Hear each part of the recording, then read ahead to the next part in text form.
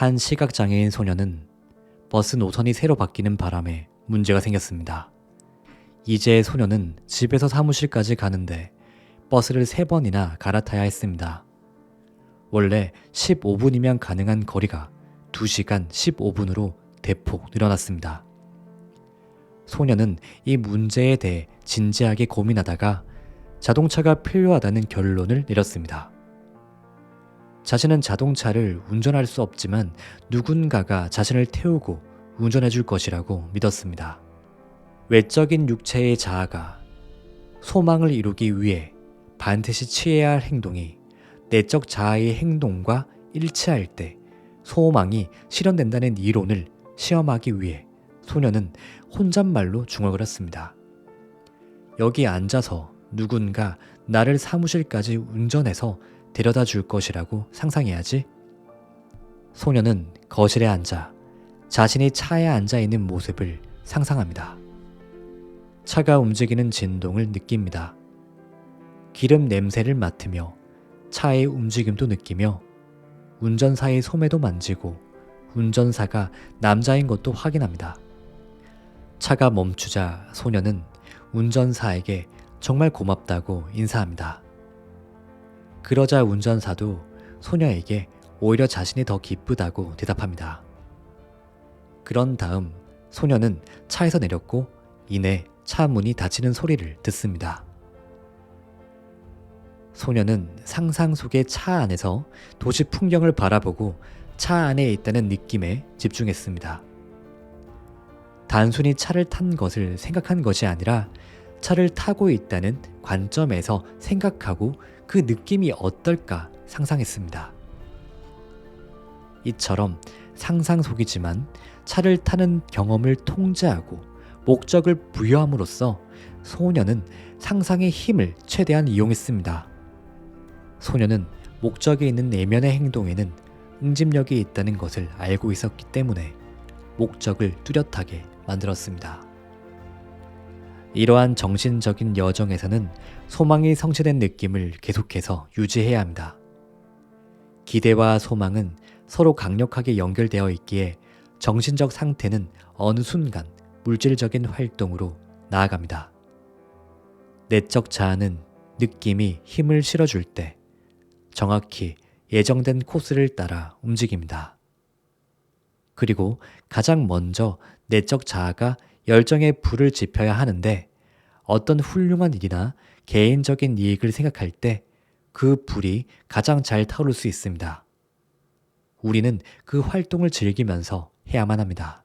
소녀는 이틀 연속으로 상상 속에서 차를 타면서 실제인 것처럼 생생하게 느끼고 즐거워했습니다.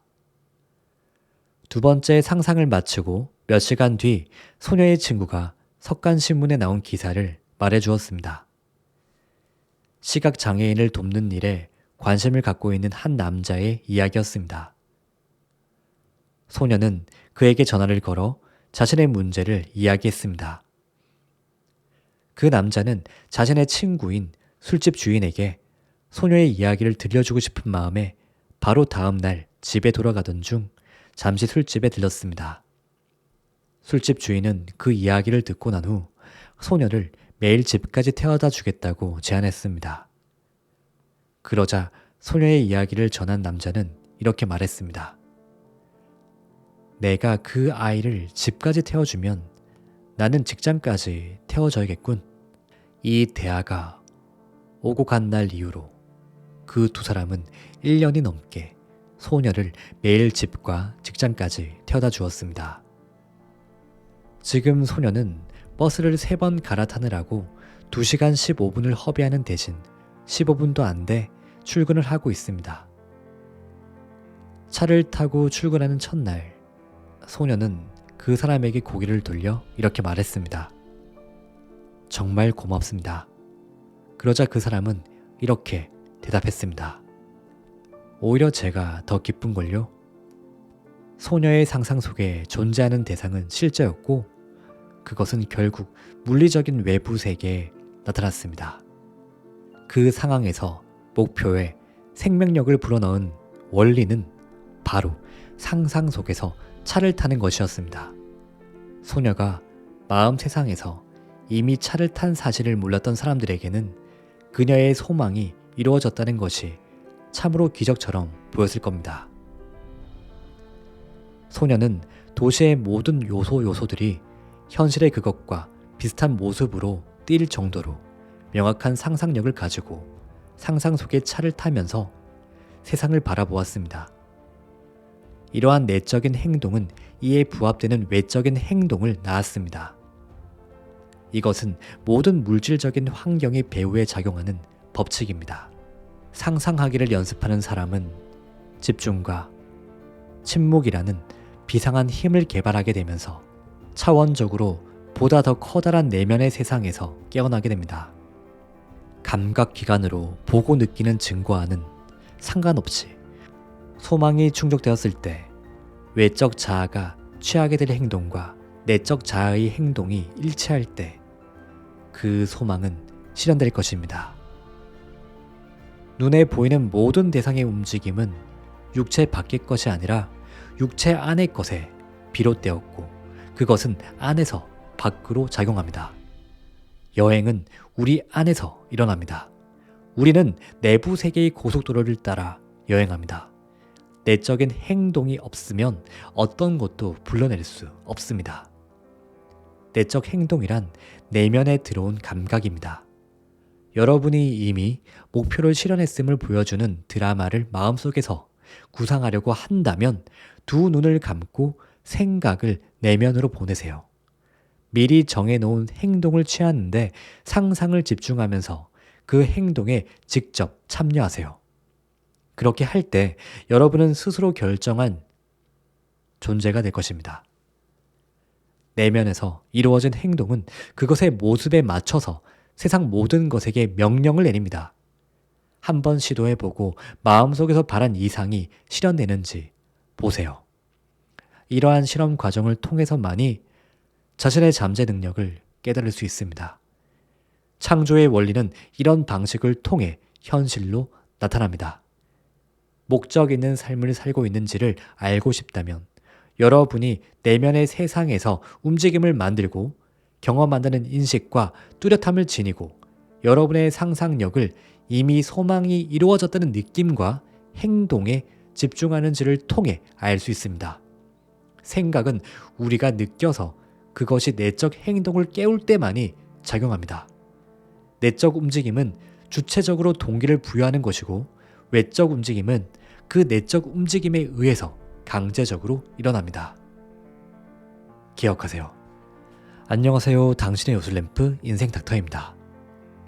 이 영상을 보시는 여러분은 결국 다 잘됩니다. 여러분은 잘될 운명을 가졌기 때문입니다.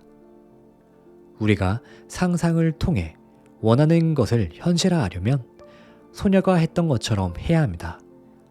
소녀가 자신의 소망이 이루어졌다는 느낌 속에서 도시를 바라봄으로써 원하는 상태와 자신을 일치시켰듯이 여러분도 원하는 꿈이 이미 이루어졌음을 느끼고 그 이미 이루어진 상상 안에서 내가 창조한 미래의 현실을 둘러봐야 합니다. 상상력의 힘을 제대로 사용하기 위해서는 우리가 영화관에서 영화를 볼 때 스크린을 향해 보고 있는 관람객의 시점이 아니라 영화 안에서 보고 느끼며 행동하고 있는 주체인 주인공의 시점이 되어야 합니다. 그렇게 시점을 바꾸는 순간 상상 안에서 우리는 더욱더 생생히 느낄 수 있습니다. 그런데 여러분이 꼭 아셔야 할 것은 단지 상상에서 그치는 것이 아니라 평소 여러분의 내면의 속삭임도 주의 깊게 살펴봐야 한다는 것입니다. 아무리 열심히 상상하더라도 내면의 속삭임이 온통 부정적이고 불평불만이 가득하다면 상상의 힘은 금세 힘을 잃고 맙니다. 그렇기에 감사하는 마음, 충만한 마음, 초연한 마음, 긍정적인 마음이 중요한 것입니다. 내 마음을 잘 지켜보고 계속 안 좋은 생각과 부정적인 에너지가 가득하다면, 거기에 계속 빠져 있다면 명상과 확언을 반복하여 내면의 에너지를 변화시켜 보시기 바랍니다. 그리고 반드시 나의 소망이 이루어진다는 확신을 마음 안에 심으셔야 합니다. 자기 확신이 없다면 조그마한 외풍에도 금세 흔들리게 되니까요. 상상의 힘을 통해 우리는 얼마든지 나쁜 운을 좋은 운으로 변화시킬 수 있고 더 나아가 운명도 변화시킬 수 있습니다. 이것을 절대로 잊지 마시고요. 오늘부터, 지금부터 상상을 시작해 보셨으면 좋겠습니다. 마지막으로 오늘 알려드린 것과 관련된 네빌 고다드의 상상의 힘을 통해 아주 중요한 것을 전달드리겠습니다. 편안한 마음으로 들어보세요. 확신은 강렬하게 집중하고자 하는 내면의 노력입니다. 현실의 귀로는 들을 수 없는 것을 마치 들리는 것처럼 마음의 귀로 기울여 듣는 것은 마음속에서 무언가를 떠올리며 작동시킵니다. 마음의 귀를 기울여 들을 때 여러분은 자신이 원하는 바를 들을 수 있고 육신의 귀가 들을 수 없는 것을 확신할 수 있습니다. 오직 상상 속에서 은밀하게 말을 하세요. 내면의 대화와 바라는 소망을 일치시키세요.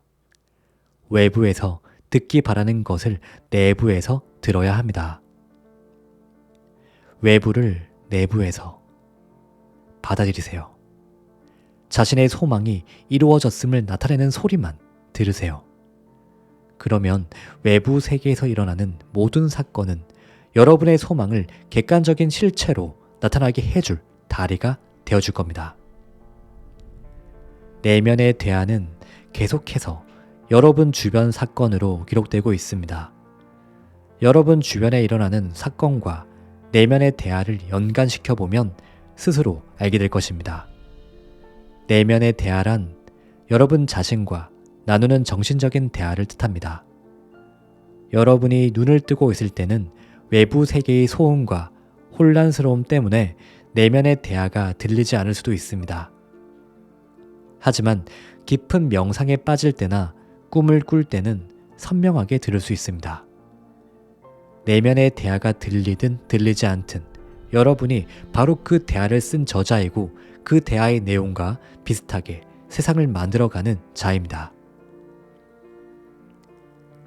소망이 이루어졌음을 전제로 내면의 대화를 나누는 것은 여러분의 눈으로 확인할 수 있는 세상을 창조하는 방법입니다. 내면의 대화는 여러분이 앞으로 하게 될 행동의 원인이 되므로 잘 관찰해야 합니다. 또한 그것은 여러분이 세상을 바라보는 의식의 상태가 어떤지를 드러내줍니다. 내면의 대화를 여러분의 소망이 이루어진 상태와 일치시키세요. 여러분 주변에서 일어나는 사건으로 드러날 것입니다.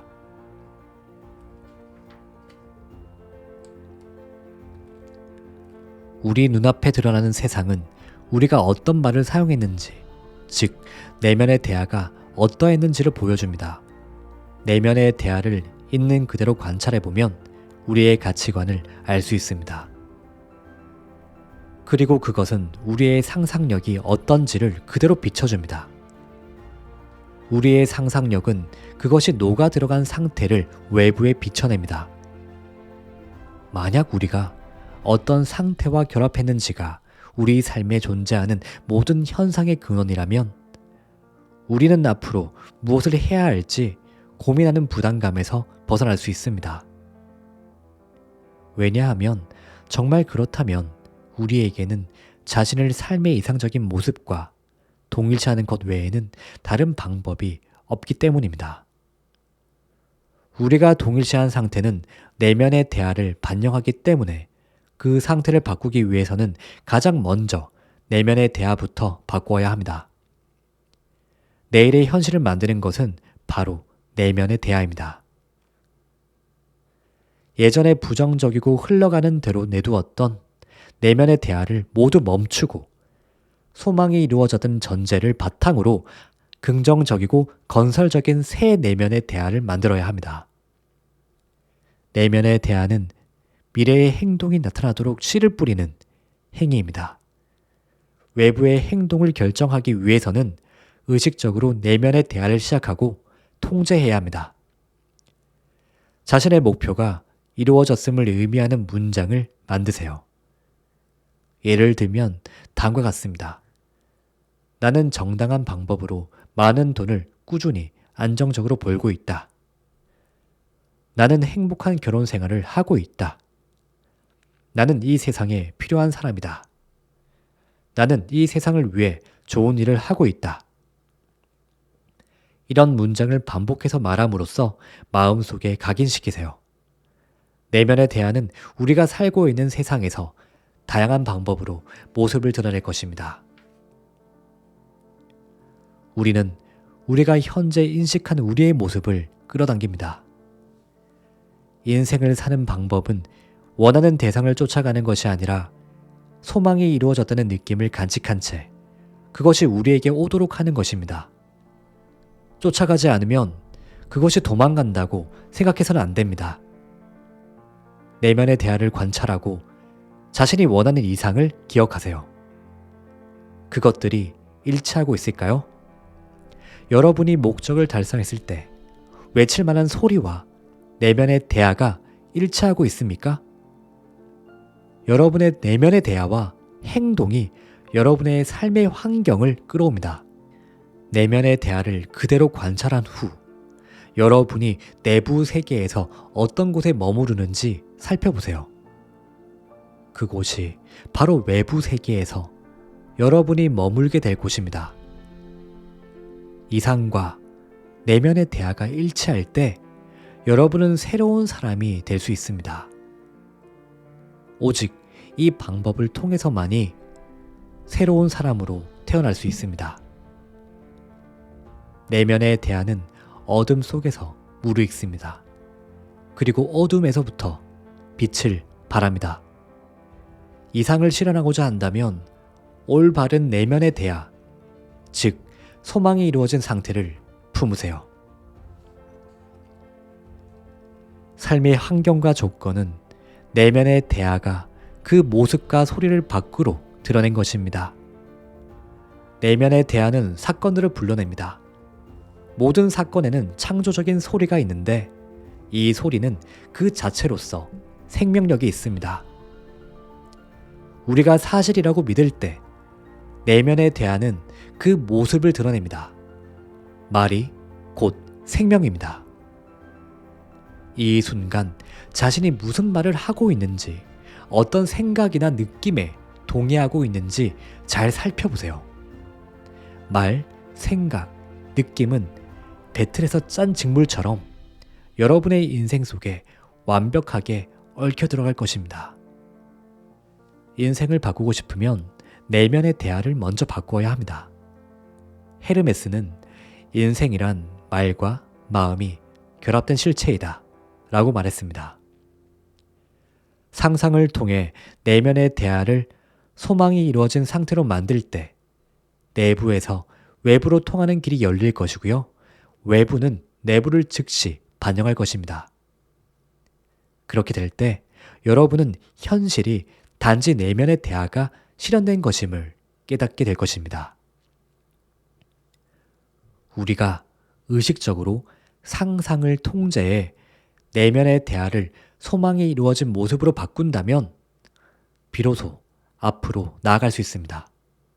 하지만 우리는 우리의 내면의 대화를 이렇게 완벽하게 바꾸지 못하기 때문에 결과가 확실해질 수 있음에도 불구하고 불확실한 상태에 놓이게 되는 것입니다. 소망이 이루어진 상태를 계속해서 유지하는 것이 그것을 실현하는 방법입니다.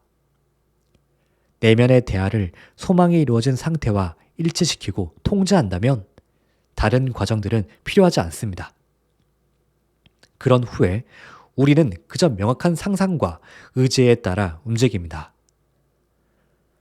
소망이 이루어졌다고 상상하고 소망이 이루어졌다는 전제 아래 정신적인 대화를 나누세요. 소망이 이루어졌다는 전제 아래 내면의 대화를 통제한다면 기적같이 보이는 일도 행할 수 있습니다. 미래는 현재가 되고 우리 내면의 대화에서 모습을 드러냅니다. 소망이 이루어진 상태에서 내면의 대화를 지속하는 것은 삶이란 항구에 안정적으로 정박하는 방법입니다. 우리의 인생이 여러 가지 사건들로 무너져 보일 수도 있습니다.